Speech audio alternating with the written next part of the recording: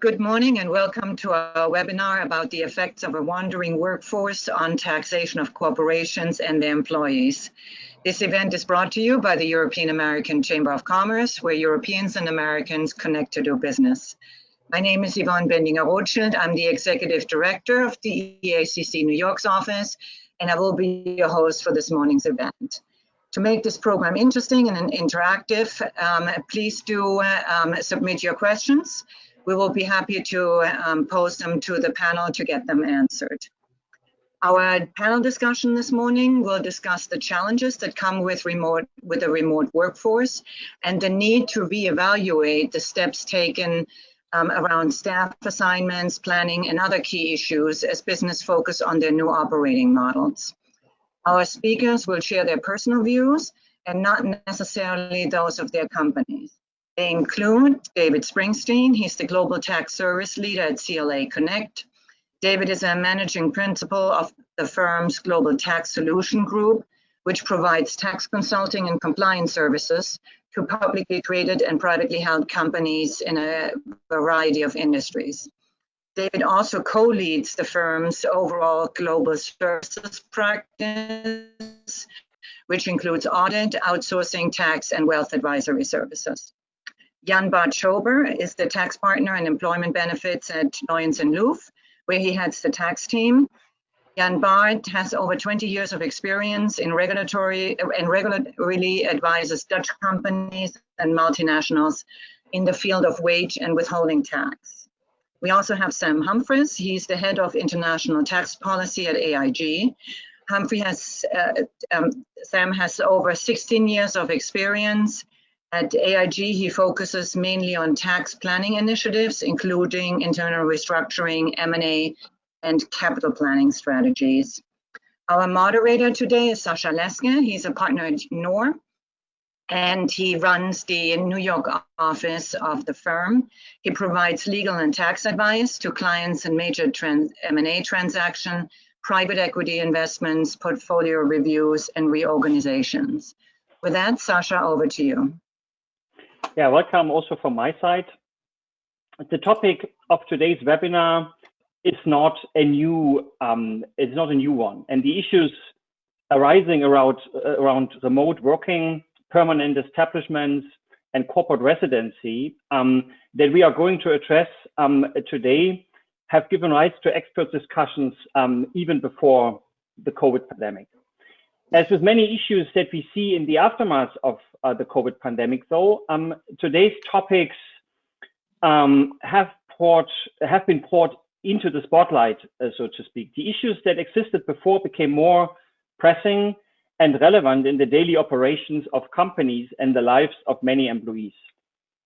Certainly, the pandemic resulted in situations that have been widely unheard of before. For example, it rarely happened that people were stranded, prohibited from leaving the country or traveling back home.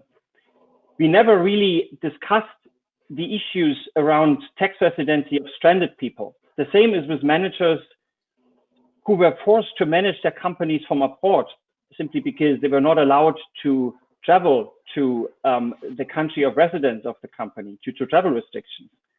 While we will touch upon these issues that I would regard really as COVID-related issues today as well, our focus is on a forward-looking perspective. We want to take a look at the issues around the work environment of the future. As our panel members address key topics around these issues, we would, of course, and Yvonne mentioned this already, welcome everyone to participate in the discussions. Please feel free to post questions and comments. Our agenda for today will not only address tax-related issues around remote working, but we will also look at other concerns like confidentiality and cybersecurity that are, of course, also relevant for the discussions. To provide some useful background to the discussions, we will begin with an overview of residency as a factor to execute taxation rights in international tax law. This will be followed by a discussion of specific tax and non-tax issues around the wandering workforce. Thereafter, we want to take a brief look into legal initiatives that have been taken to address some of the issues, for instance, by adjusting double taxation treaty. And finally, and this will be a key component of the webinar, we want to discuss potential HR policies and best practices, strategies, so to speak, for remote working to align the interests of the companies with the interests of the employees. Having said this, I hand over to Jan Bart to give us a brief overview of the historic background in relation to residency issues. Thank you, Sasha, and it's a pleasure to be here and to present this topic to you, as it's an important topic that touches on many of us in the business community. I guess your question, Sasha, is a bit of a warming up question, because it's probably something that sounds very familiar to most people. Why is residency important from a tax perspective? Well, clearly, most countries in the world, they levy tax from their residents. And in itself, that's not really a surprise.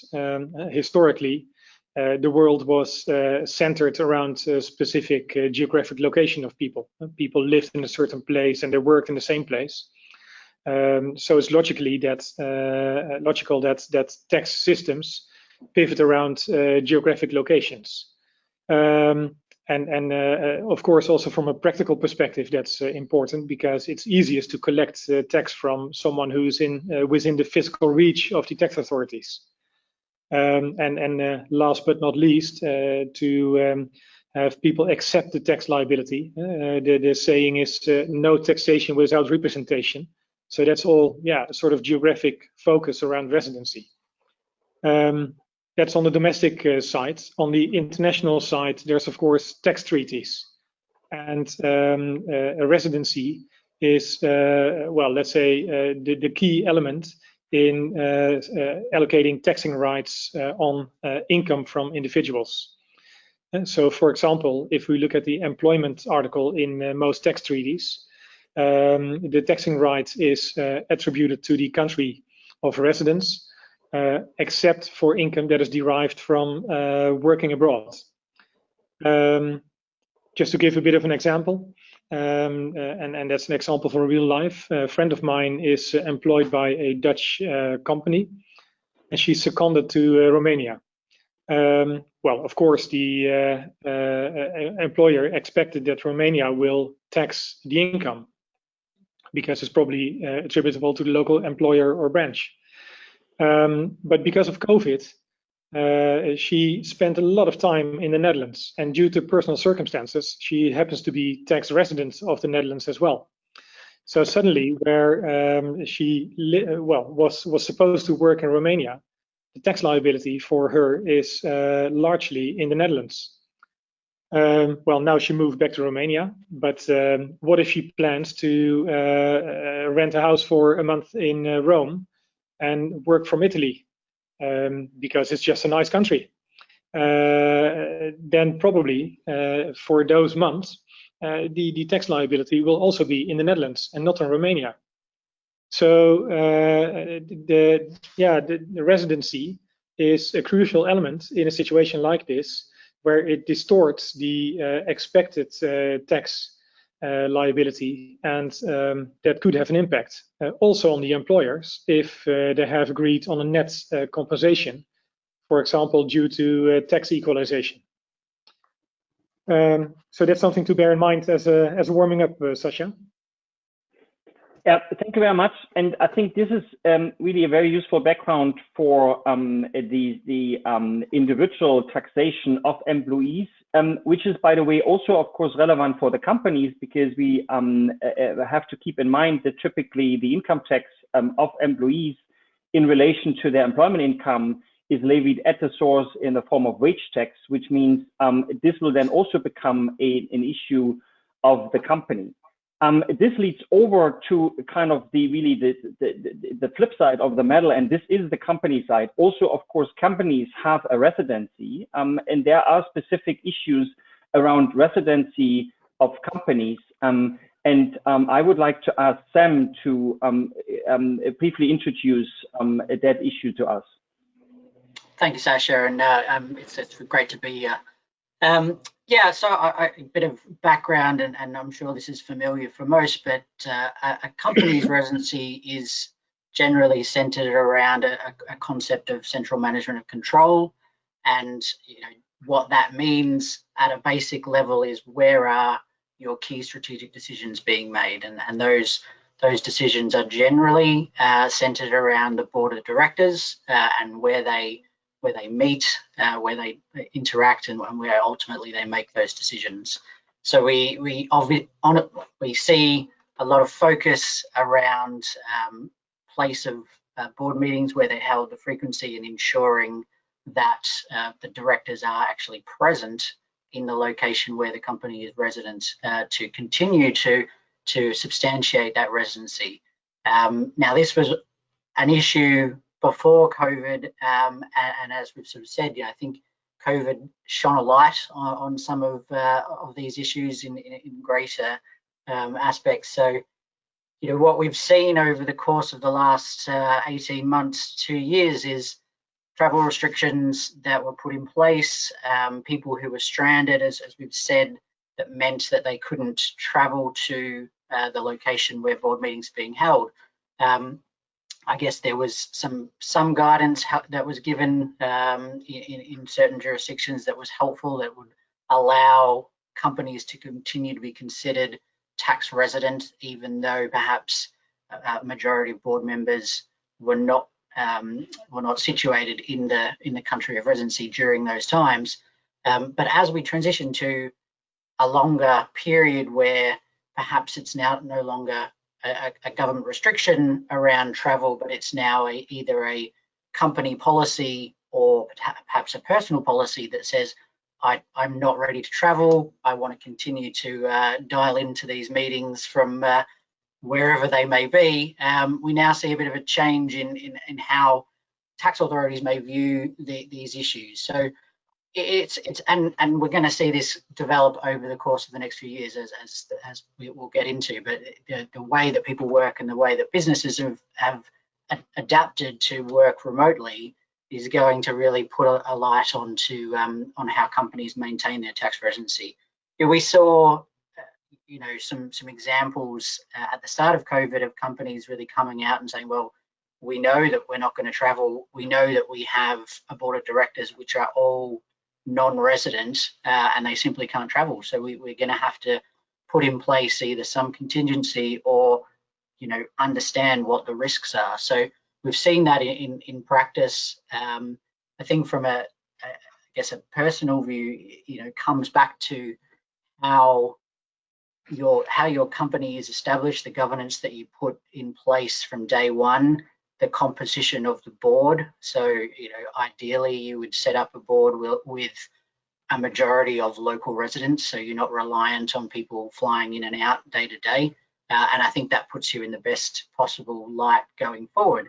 Now, as we'll see, that may not be possible as we continue to work towards a much wider spectrum of people working remotely, and not just remotely from the country of residence, but remotely from anywhere in the world. So this issue will continue to be a hot topic for us in the tax world. Thanks, Sam. And that shows clearly that companies have an interest in basically the place where their employees, in particular their managers, work. So the workplace. So the individual workplace of an individual manager may not only affect this individual manager's wage tax or tax position, income tax position, but also affect the whole strategy of the company if a manager that is supposed to be on the Cayman Islands suddenly decides to live in Miami. We will touch upon this topic in a later part of this webinar again, but for now, I want to lead over to David, because all the topics we discussed around residency and corporate residency do not only exist on an international tax law level, they exist obviously also between kind of the federal states in the United States. And there we have specific issues also because it is even easier for people living in New York, for instance, to work remotely from their vacation home in Vermont. And this, of course, also may have tax implications. And I would like to ask David to give us a brief overview about the situation in the United States. Perfect. Thank you, Sasha. I think it's important to note that what we're going to talk about here applies to both inbound companies that have a subsidiary set up in the US or foreign companies that may not have a corporate subsidiary in the US. The concepts apply equally to both fact patterns. Our United States, so the states, are not parties to our federal income tax treaties. So though you may be protected in certain limited circumstances from creating that taxable presence, that permanent establishment, or being able to avail yourself of the employment clause under a treaty, states are not parties to those treaties. So we have a much lower threshold to trip over in terms of creating residency. From a state perspective, we're going to call that nexus. And if you create nexus in a state, you could have employer withholding taxes on wages. You could be subject to income and franchise taxes, gross receipt taxes, and finally sales taxes. So in the US, we've got two concepts here: a physical nexus presence and also an economic nexus presence. We'll table the economic nexus presence for this conversation since we're talking about employees traveling, but just keep in mind that it is possible to trigger a state tax nexus based on deriving a certain amount of income or revenue or transactions out of a state. From a state tax nexus standpoint, from a physical presence standpoint, a very, very low threshold to trip over in order to have either a corporate income tax issue or an employee withholding tax issue. So Sam mentioned kind of this concept of the management and control. Where is that happening? From a state perspective, the threshold is as low as if what you would have a line employee or a general employee, a non-management function employee working remotely in that state. That could be enough in theory to give you a taxable presence in one of our states. So a much, much lower threshold than kind of our treaty levels and that management and control level that I know most countries have. In terms of some of the relief at the state level, it was a myriad of different provisions. Some states, provided no relief. Some states provided relief for income tax purposes. Some states provided relief for employment tax purposes, and any combination of those three. So with how large the states are, 50 of them, it becomes quite the onerous task to kind of manage where you could have a presence either from a corporate taxable presence issue or even a withholding tax issue. So it seems from the perspective of the US, it might be even more pressing to understand where employees actually work for companies. So the need to have some kind of control over that it becomes apparent from what you just described. So in the interest of time, I would like to step into our second kind of broader topic for today, which is basically the more specific issues around tax, but also non-tax issues of a wandering workforce. Those are issues that arise from the perspective of the employees, but on the other hand, also from the perspective of the companies. And it is important to distinguish between those two perspectives because they are not identical in each case. I would like to hand over to Sam and continue some aspects on corporate taxation, and that is one of the most important issues here, and that is a permanent establishment. Okay, thanks, Sasha. Yeah, so continuing on from David's comments around state nexus, when you take it then to the next level around country sort of movement and people being in different places, we have a concept of a permanent establishment, and you know, it's not an easy concept. It certainly has a lot of different levers, but generally the best way to think about it is a fixed place of business, and there'll be different views around what can create a fixed place of business depending on the industry. If I give the example of from the insurance industry, we generally look around, you know, where contracts are being settled, where decisions to bind risk are being settled, is what's generally going to give place to a fixed place of business. But there will also be cases where you have, you know, a back office service, given the scale and the time that people are there, also giving rise to that fixed place of business. And you know, we sort of say, well, what does it matter? And the key points from at least a risk tax perspective are going to be, you know, if you have developed a permanent establishment, you will be required to attribute a certain amount of profit from the country of where your corporation is resident into the jurisdiction where you have a permanent establishment. That will give rise to many tax filing obligations, your corporate tax returns, plus also, you know, there'll be a huge amount of personal tax for the people that are based there.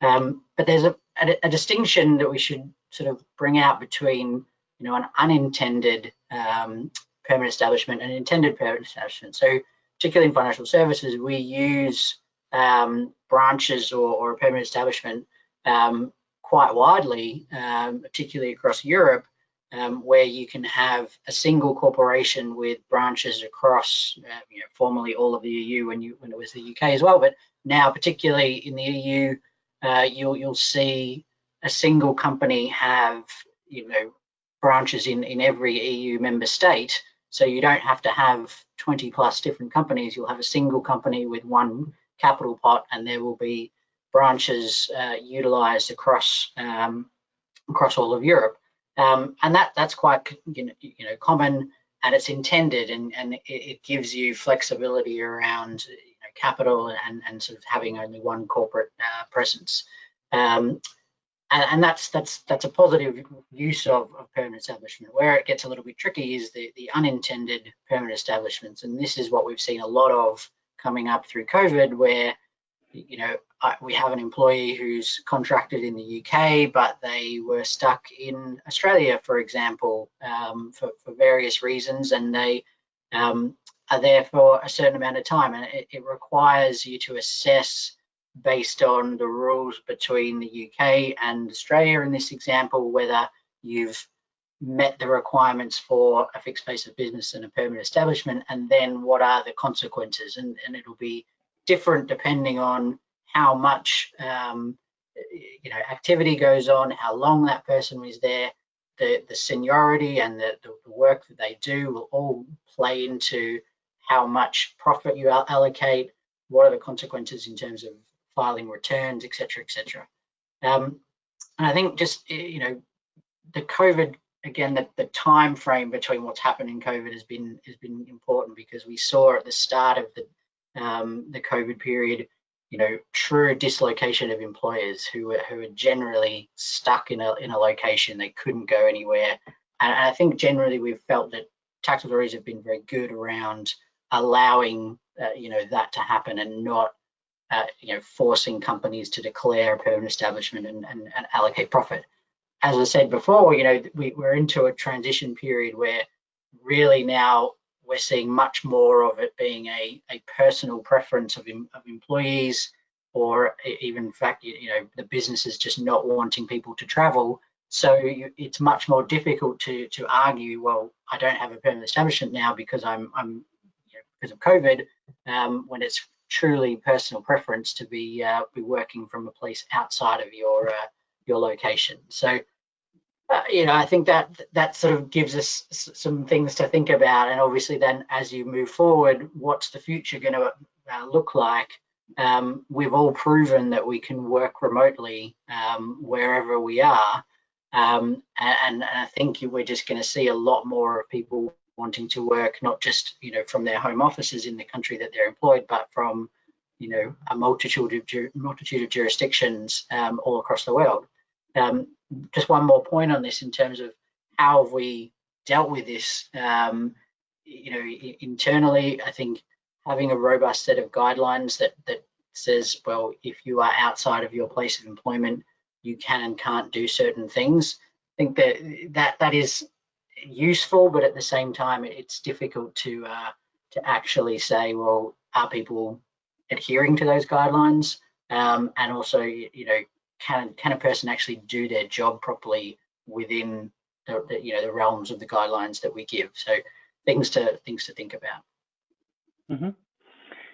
Thanks, Sam. I think it's now a good occasion to, on the one hand, summarize the discussion so far, in the sense that we look into actually the core aspects that are to consider from a company perspective, and then also to add perhaps some further aspects that we haven't touched upon so far, in particular non-tax issues around remote working and a wandering workforce. And I would like to ask David to briefly give us a summary of the core aspects that should be considered from an employer perspective.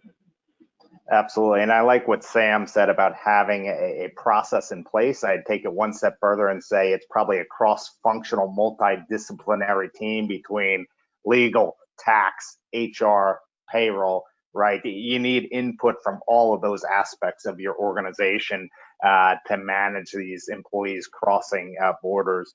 Some things to maybe think about non-tax related, right? Immigration and visa issues, right? Once you get past, okay, does this make business sense? Do we want to allow our employees to be able to work remotely? The next question usually should be immigration and visa issues. Can that person, do they have the right to work remotely in that jurisdiction legally? From there, depending on what industry you're in, are there specific licensure needs, right? Going to your example, Sam, if you have somebody in another jurisdiction, do you need a special insurance license, not only for that individual, but also for your company? So what type of registrations might that individual and company need to do in that jurisdiction?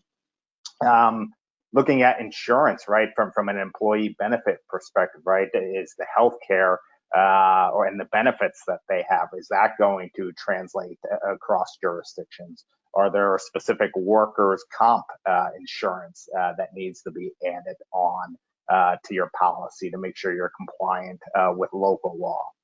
A big one, I think, especially when you start handling personal data and protected information, confidentiality, right? If I'm in industry where I'm handling somebody's confidential information and they're going through my US company, but now I'm sitting remotely in the UK or Germany, do they want their information and their personal data or their company information transmitted across borders outside the US or whatever their home jurisdiction is? So what is the process to disclose that to a client and get approval from a client perspective related to that information? And then finally, I think we'd all agree here, you don't have to look too far in the news for cybersecurity risks, right? Ransomware issues. So, are there certain jurisdictions where you would just say it doesn't make a whole lot of sense because there's a less established IT infrastructure, less controls in terms of protecting our data, or a higher chance of our data being breached based on accessing our systems from a certain jurisdiction? So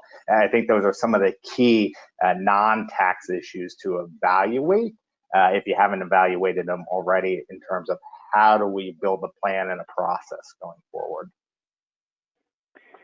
Thank you very much. So this is basically the company or employer perspective, but from the perspective of an individual employee, which then also is an important item for the company, are wage tax and social security issues in general. The position of the individual employee, I think we touched upon immigration issues. That is obviously also a personal issue for an individual employee, but looking into the wage tax and social security situation, Jan Bart, can you give us please a quick overview how you think where you think the main issues are right now? Yeah, thanks. Absolutely. And let me first say that I fully agree with Sam that we should look at topics on an integrated basis. And that's also in respect of wage tax and social security. The two, of course, are closely connected, but there are important differences. And well, let me say, I already mentioned that from the tax side, residency is important, and then the place where you work. So by moving people around, tax liabilities could shift from the one place to the other. The permanent establishment was just mentioned. So if there is no PE or a local employer, then there is a bit of flexibility in moving people around, because tax liabilities under tax treaties, they need a certain minimum, well, let's call it nexus as well, to get to a shift of the tax liability. A minimum presence, the 183 days rule that many people know, a local employer, a local branch. But in the absence of that, there's some flexibility to move around. But that's different if there is a PE. And what we see in practice is that there are, well, let's say, qualification differences in countries in respect of those PE recognition rules. Local rules may be different from the treaty rules, and sometimes countries tend to, well, give priority to their domestic rules and try to tax income that may not be taxable under treaties. And a specific point where we are a little bit concerned about that is with respect to the home office PE. Under the 2017 OECD model commentary, the OECD introduced the concept of the home office PE, but there is very limited guidance actually, and it is presented as a kind of a rare animal almost. But in practice, we regularly get across situations that strongly resemble home office PEs. But it's due to the limited guidance, a big risk that countries take a look at it from a different perspective, and that could give rise to double taxation problems and no avoidance being given in one country because they don't recognize the taxing rights of the other country. This all relates to tax again.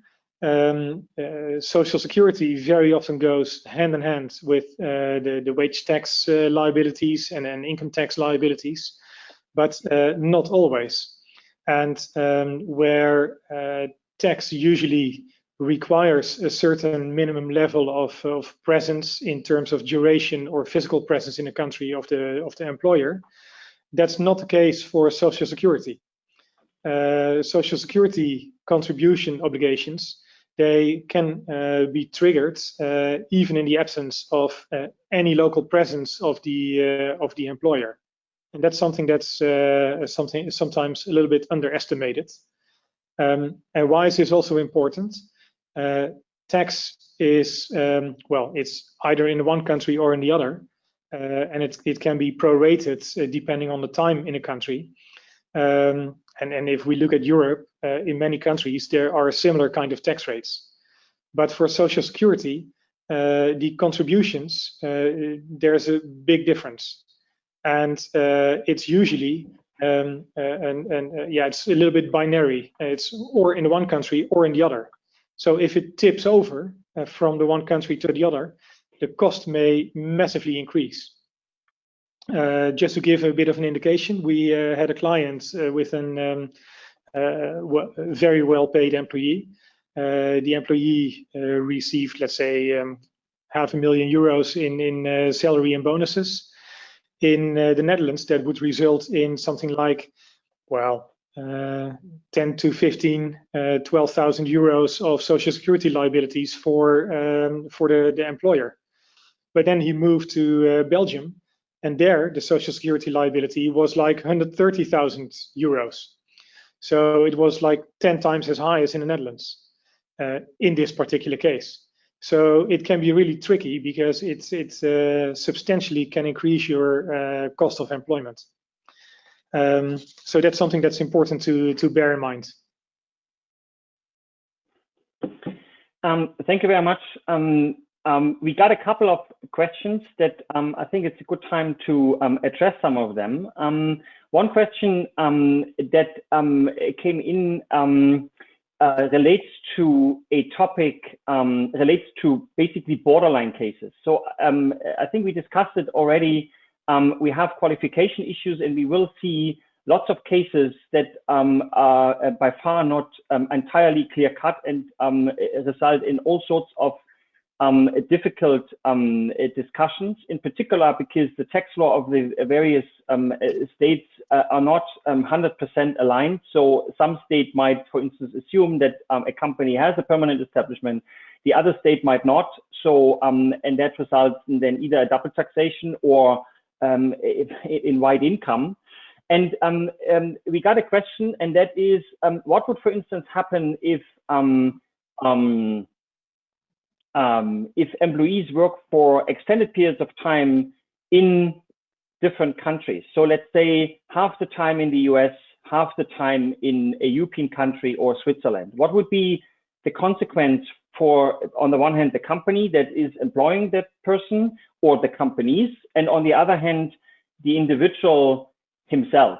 Perhaps we start with the individual and the wage tax implications, Jan Bart, and we would then perhaps, because it has a US and European aspect, quickly look at the company perspective for David and Sam.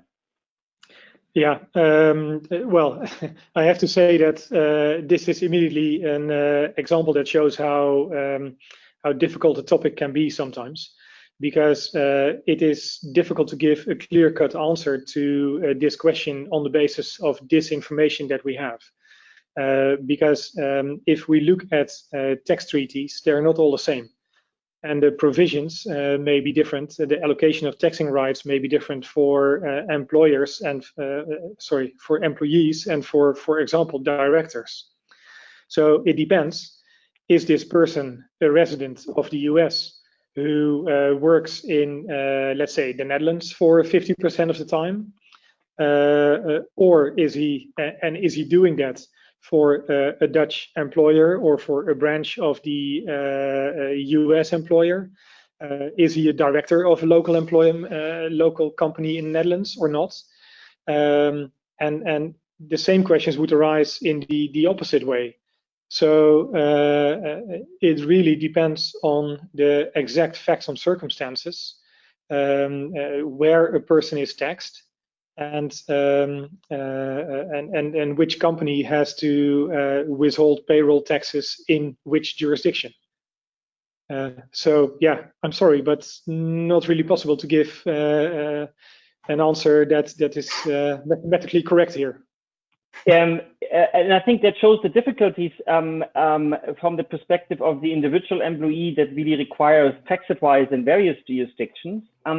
But I guess from the perspective of the company, it requires some planning. Yeah? So I guess what would be, and that's more like a kind of structural question, what would be the best setup for something like this? Let's assume that employee works for a US company and is part of the time for the same employer, basically in the US and in Europe.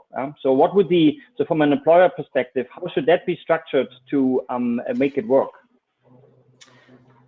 Well, I think from a corporate perspective, it's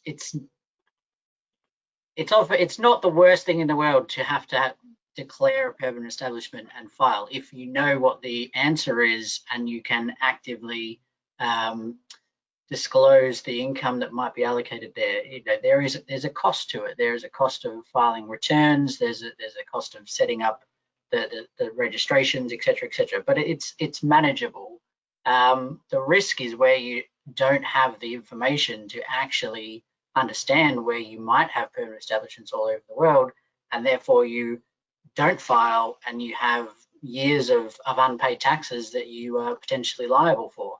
I mean, I do echo Jan Bart's comments that, you know, no case in what we look at, and, you know, we've been looking at this now for the last year and a half. You know, every case is different. Every case is unique in its facts, and every case, because of the jurisdictions that differ, they have different rules, and you need to go in and apply. So again, there's another cost for the business on, you need robust advice, whether it's from internal counsel or external counsel, telling you what the consequences are, and it's a very expensive exercise. And there's unfortunately never the same set of rules to apply. So we mentioned, a good rule of thumb is if it's 183 days, or less, you shouldn't trip over a permanent establishment issue, as well as your wage issues. But in several jurisdictions, the limit can be as low as 30 days, depending on the jurisdiction and the treaty. We see that a lot in India. The levels of that you need to get to are so much lower. And in some cases, it's not just based on a single employee giving rise to a permanent establishment. The treaty will tell you that it's a combined set of days for all of your employees. So you actually need to know not just about this single person, but you need to know about all the people in the in your company, where they are and where they're doing their work, to actually have a proper answer to these questions. So it does highlight, you need a very strong governance framework around how you actually deal with this, to make sure you're getting to the right answer. And would employer of record services be an answer to at least some of these questions? So you use basically another company in the country to employ some of the employees, and you just reimburse the company based on a service contract or something? Well, I think in a lot of cases, David brought up this really good point. For in regulated industries, that's not a structure that can work. You need a regulated entity undertaking the service, and if you're doing that, that's what you require. Otherwise, there are material fines and issues if your employees are doing work that they shouldn't in a location or within an entity that's not registered. So a service code can work in circumstances, but not everywhere. That's the challenge. Yeah, if I may jump in to comment on that, Sasha, it's really depends on what you are looking for as a company. So we have clients US clients that have a big business in the Netherlands, and there it's really an operational business as usual. But we also have clients who hire one individual in the Netherlands to work the European market, so to say. And that's a totally different setup that you want to keep as lean and mean as possible. So you give him a home office, you hire a payroll provider, and you just run his payroll by a third party, and you keep it as lean and mean as possible. So it really depends what you're looking for, how you want to structure it, through service companies or not. But it shows that there are structures available, but it requires thorough planning. You need to know what you want to do. Yeah, exactly. So in the interest of time, I would like to move on to the next topic, and to have some time left to discuss really the policies and the potential guidelines that we can give. Perhaps, Jan Bart, very quickly before we jump into the policy part, is there any development on the legal side? So perhaps policy changes or changes of double taxation treaty that might help companies to address at least some of the issues? Yeah, I think here we have to look at the COVID rules that were introduced by the OECD. In the pandemic, many people got stuck, and the OECD, well, they wanted to push at least or offer a sort of way out for countries to not disturb the world too much with tax issues. And they said that the pandemic consequences were of a temporary nature, so it shouldn't affect residency, and it shouldn't immediately run into a PE issue and things like that. But now we are sort of getting beyond that point, and the question of what will remain of those concepts. And what we see in our neighboring countries and the Netherlands as such is that countries agreed on a bilateral basis that if employees spend a certain amount of time in the other country, that should not immediately lead to a shifting of the tax liability, taxing rights to the other country. And that was an agreement that was entered into during the COVID period. But the Netherlands, Luxembourg, Belgium, Germany are now also negotiating that kind of rules looking forward. The problem is that the thresholds they use for the number of days are so limited that it hardly makes a difference. The rules entered into by Luxembourg with Belgium and Germany, I believe, are something like 25 days. Yeah, that's nothing. It's 1 day in 2 weeks.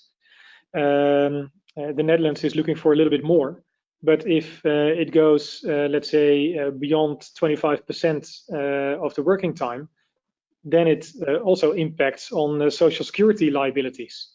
So it's a difficult problem to deal with, and actually that should be done coordinated on a European level, I would say, but we're not there yet.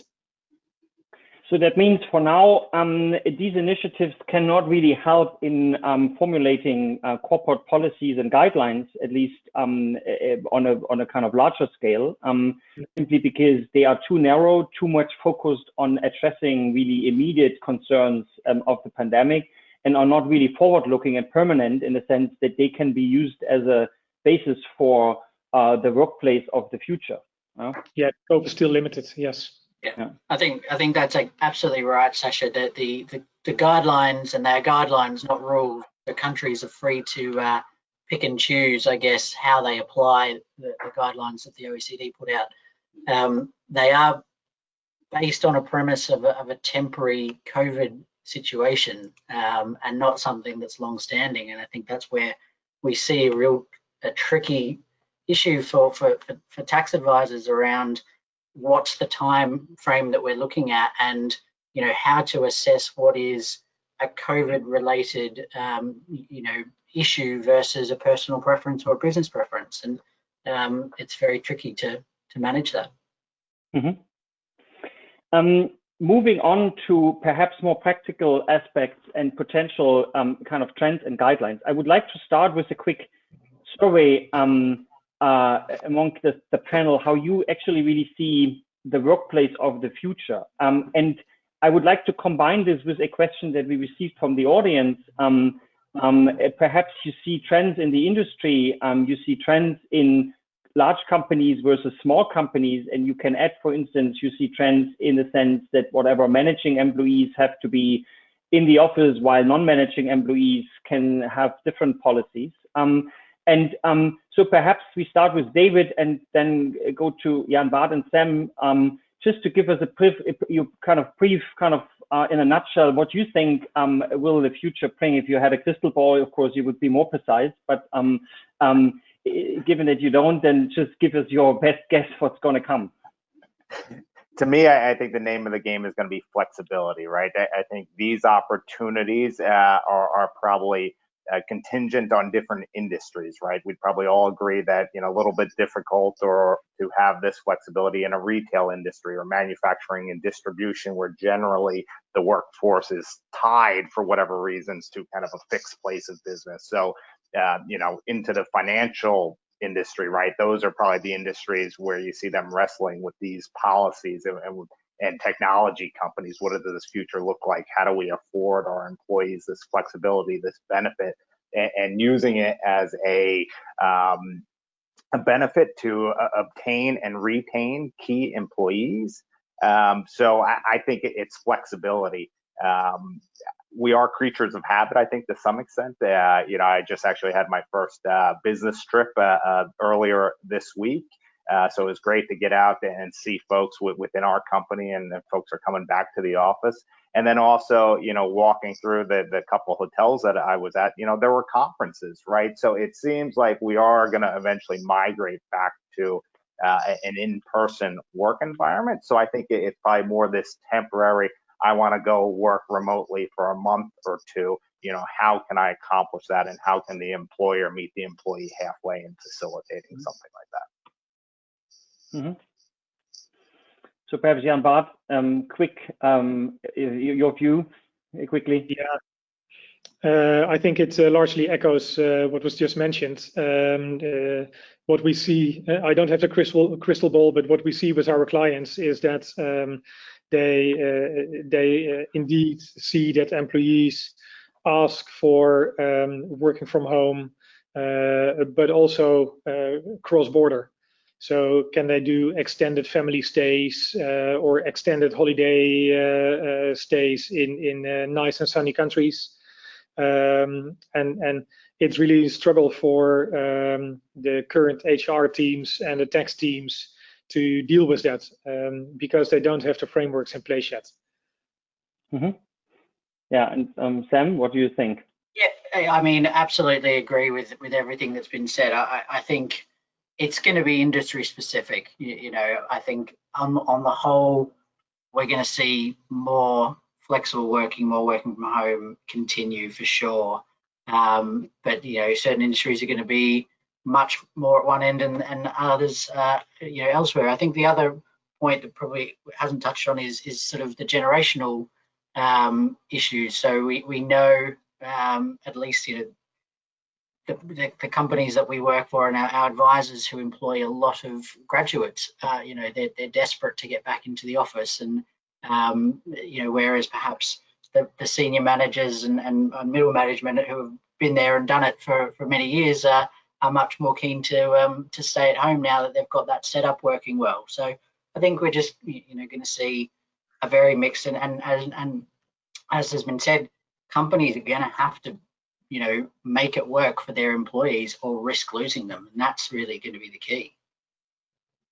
Mm-hmm. Yeah, and for and so I mean, did this so the next question that is kind of related to this, what do you think should be done, and or what do you see in the market that companies are doing right now already to allow for this type of flexibility going forward? On the other hand, to keep the interest of the company in a clear tax compliance and other things that we mentioned, to keep a certain balance between those two interests. Yeah. So I mean, again, it's very different across industries. In insurance, I know there's varying views of let's get everybody back into the office and let's have some very stringent guidelines on what people should do. And that's tricky. It's always very hard to say, here's the hard line of you cannot work from anywhere but the country of your contract. I think some corporations will do that, but I think the majority will have some flexibility built in. I think the difficulty will always be, you know, you don't always know what employees are doing every day, and it's great to have a process and as you said, you know, you must have an integrated process to work. It needs to involve all sections of the corporation, and then, you know, hopefully the tax will fall out in a nice orderly fashion from that. But you know, it needs to be based off business needs, the legal requirements, you know, visa and immigration, all of those things that we've discussed, and then hopefully from that the tax will be able to assess what the issue is and not necessarily be a barrier, but actually kind of advise the clear guidance on, you know, if you are doing this, this is what's going to happen. But I think the difficulty that we see is that every issue is different. Every case that we see is very different. So you're spending so much time kind of identifying individual cases, and I don't see that as a long-term solution. There's going to need to be a framework of guidance that companies need to live within. Otherwise, they're just going to be forever dealing with this, and it's honestly not a very efficient use of corporate dollars. So yeah, that it's a really difficult one to see how it will play out. But I think we will see more of companies willing to take on additional cost to provide flexibility. That's what I think. And David, do you think that we will see in employment offers next to vacation days and sick days in the future also home office days as further benefit? That is an interesting question. I could see that as a nice corporate perk to say, okay, you know, you've got your holidays, your paid time off holidays, and 2, 3, 4 weeks of work from wherever time, right? You know, when I look at the opportunity, it probably goes back to consistency and what Sam was saying. If you're a smaller, more nimble company, you can evaluate each opportunity on a case-by-case basis, but that's time consuming, right? So I think the larger the company you are, the more requests you have, you're going to want to go towards something, you know, hard and fast. Here are our ground rules, our framework. If you're inside those, great, you can take that opportunity. If you're outside that, there's just not going to be an opportunity to work remotely. So I think it's finding, you know, where you are as a company on that scale. Do you want to, you know, have a nimble, bespoke approach, or more of just a black and white framework? Either you're in the framework or you're outside the framework. But I do like the idea that that could be a benefit offering in the future. So we are almost at the end of our webinar discussion. Jan Bart, perhaps in the sense of closing remarks, what do you see among your clients around the discussion we had here, policies and the look into the future? Well, I can confirm what has been said before, and I think the rules around employment taxes and social security and also the corporate tax, they very much depend on the facts. So you have to make sure that you bring the facts in line with the rules that you want to apply, basically. And that's what you do by giving a clear-cut framework.